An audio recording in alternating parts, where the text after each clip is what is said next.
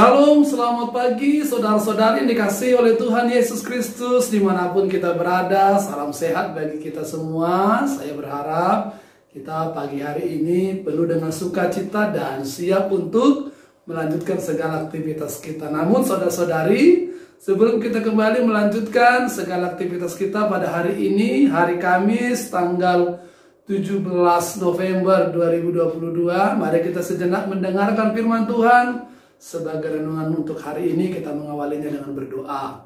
Kasih karunia dan damai sejahtera yang dari Allah Bapa dan dari anaknya Tuhan Yesus menyertai saudara sekalian. Amin. Saudara-saudari, firman Tuhan hari ini tertulis di kitab Ulangan atau 5 Musa pasal 10 ayat 12, demikian dikatakan. Maka sekarang, hai orang Israel, apakah yang dimintakan daripadamu oleh Tuhan Allahmu, selain dari takut akan Tuhan Allahmu, hidup menurut segala jalan yang ditunjukkannya, mengasihi Dia, beribadah kepada Tuhan Allahmu dengan segenap hatimu dan dengan segenap jiwamu. Ya, saudara-saudari, tentu kita semua punya dan pernah punya kesalahan, punya pelanggaran atau pernah melakukan sesuatu yang tidak berkenan kepada seseorang, kepada orang tua kita, kepada teman kita, kepada pimpinan kita, terlebih-lebih kepada Tuhan. Nah, ketika kita bersalah, ketika kita melanggar sebuah peraturan, tentu ada yang mengingatkan kita, ada yang menasehati kita, ada yang menyampaikan tentang pelanggaran dan bagaimana kita memperbaiki segala pelanggaran-pelanggaran itu. Kenapa? Supaya kita tidak lagi mengulangi pelanggaran itu, supaya kita tidak lagi melakukan kesalahan yang sama di waktu-waktu yang akan datang. Dan tentu kita haruslah secara bijaksana dan secara terbuka untuk menerima masukan, untuk menerima nasihat atau peringatan atau anjuran itu, supaya kita bisa memperbaiki diri, supaya kita bisa lebih baik lagi ke depannya dan tidak lagi melakukan kesalahan atau pelanggaran yang sama.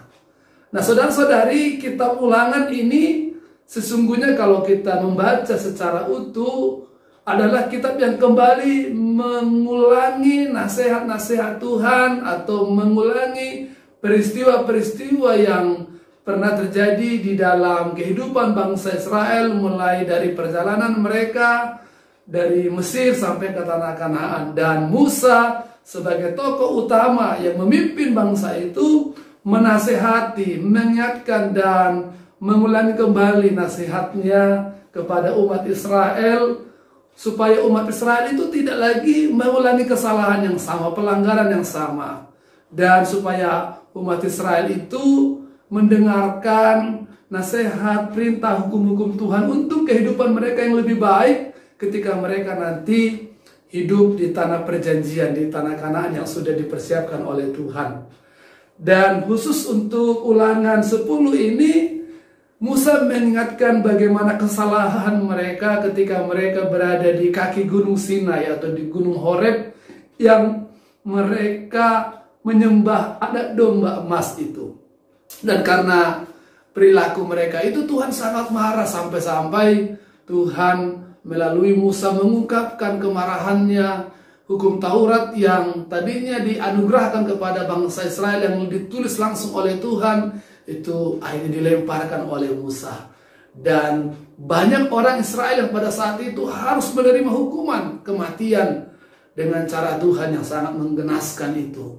Nah, Musa mengingatkan supaya itu tidak terulang kembali, supaya bangsa itu tidak lagi melukai hati Tuhan, supaya bangsa itu tidak lagi melakukan kesalahan yang sama dengan menyembah berhala dan tidak menyembah kepada Tuhan, tidak tunduk, tidak taat kepada Tuhan. Maka Tuhan kembali menyuruh Musa untuk menuliskan hukum Taurat itu, untuk dibacakan, untuk disampaikan dan dihadirkan ke tengah-tengah kehidupan bangsa Israel. Dan mulai saat itu bangsa Israel seharusnya hidup sesuai dengan hukum-hukum dan perintah-perintah Tuhan. Itulah sebabnya Nats hari ini mau mengajak kepada bangsa Israel dan tentu kita juga anak-anak Tuhan yang hidup di zaman ini supaya kita itu tunduk kepada Tuhan. Dan itulah yang diminta oleh Tuhan dari setiap kita umat yang dikasihinya, umat yang sudah merasakan cinta kasih, umat yang sudah merasakan pemeliharaan, perlindungan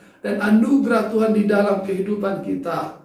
Kalau bangsa Israel dianugerahi tanah perjanjian pada masa itu, kita dianugerahi keselamatan, kita dianugerahi kehidupan, kita dianugerahi tempat abadi yang kekal di dalam Yesus Kristus yang sudah menunjukkan kasih karunia-Nya melalui pengorbanannya di dalam hidup kita.